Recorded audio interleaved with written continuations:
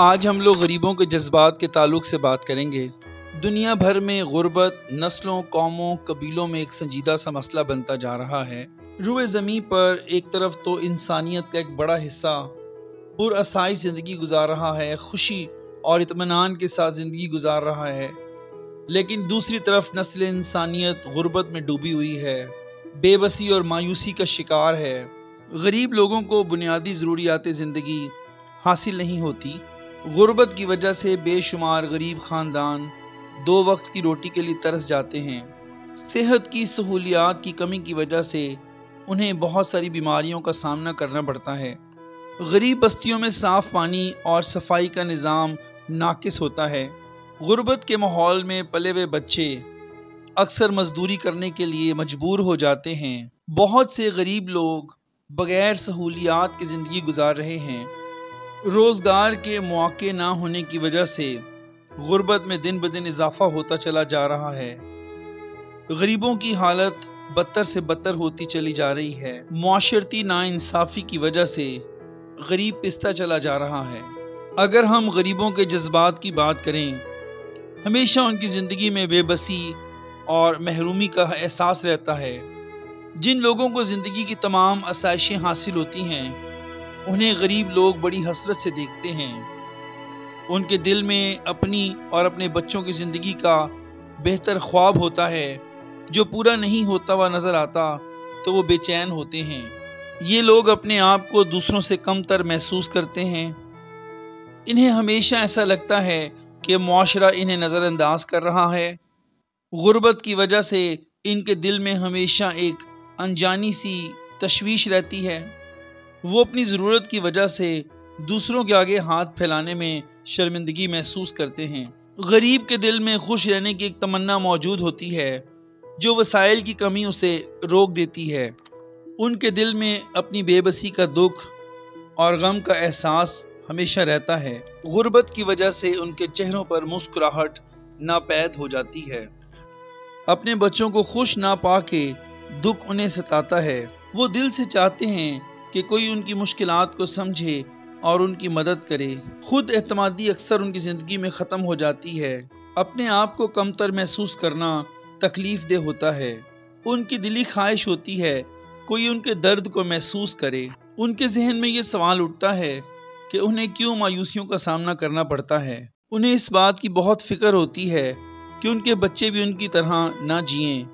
ان کے دل میں ہمیشہ یہ دعا ہوتی ہے کہ خدا ان کی مشکلات کو آسان کرے۔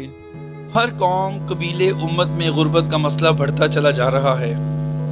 بے شمار لوگوں نے جب غربت پر اٹھنے والے سوالات پر غور کیا، غربت کو دیکھا، لوگوں کو غربت کی حالت میں دیکھا، تو اتنا گہرا سوچا کہ انہوں نے اپنے ذہنی توازن کو کھو دیا۔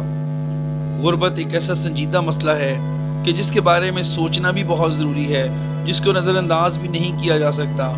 لیکن آخرکار اس کی وجوہات کیا ہیں؟ کیا وجہ ہے اس بڑھتی ہوئی غربت کی؟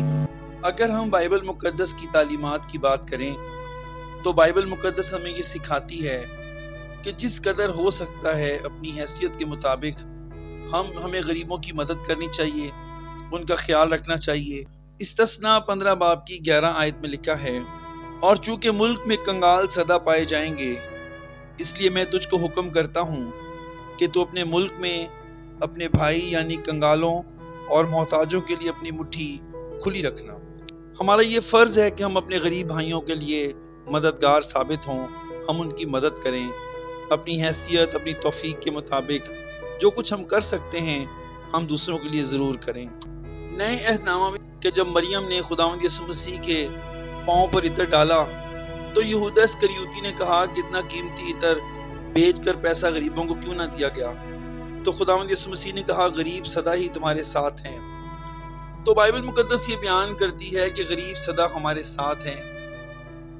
خدا کا خادم ہونے کے ناطے سے میں یہ کہوں گا کہ غریب جو ہیں وہ امیروں کے لیے ایک امتحان ہے کہ امیر ان کے ساتھ کیا سلوک کرتے ہیں۔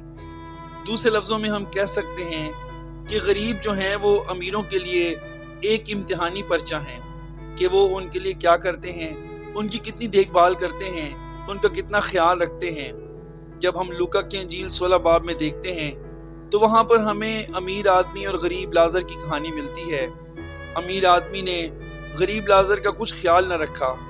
غریب لازر امیر آدمی کے لیے ایک امتحانی پرچہ تھا۔ تو یاد رکھیں کہ بائبل مقدس کے بے شمار حوالہ جات یہ بتاتے ہیں کہ غریب غربا ہمیشہ ہمارے ساتھ ہیں اور ہمارا یہ فرض ہے کہ ہم ان کی دیکھ بھال کریں۔ متی 25 باب میں خداوند یسوع مسیح کہتے ہیں، کلام میں لکھا ہے کہ جب ابن آدم اپنے جلال میں آئے گا تو پھر بھیڑوں کو بکریوں سے جدا کرے گا۔ غریبوں کی مدد کرنے والے لوگ بھیڑوں میں گنے جائیں گے، بھیڑوں میں شمار کیے جائیں گے۔ غریبوں سے منہ موڑنے والے لوگ، غریبوں سے دل سخت کرنے والے لوگ جو ہے وہ بکریوں میں شمار کیے جائیں گے۔ خداوند یسوع کہتے ہیں، میں بھوکا تھا، تم نے مجھے کھانا دیا، میں پیاسا تھا، تم نے مجھے پانی دیا، میں ننگا تھا، تم نے مجھے کپڑا دیا۔ یاد رکھیں، غریبوں کی دیکھ بھال کرنا، غریبوں سے پیار کرنا، غریبوں کی مدد کرنا، غریبوں کے ساتھ رہنا، اس کا مطلب ہے یہ سلوک ہم خداوند یسوع مسیح کے ساتھ کرتے ہیں۔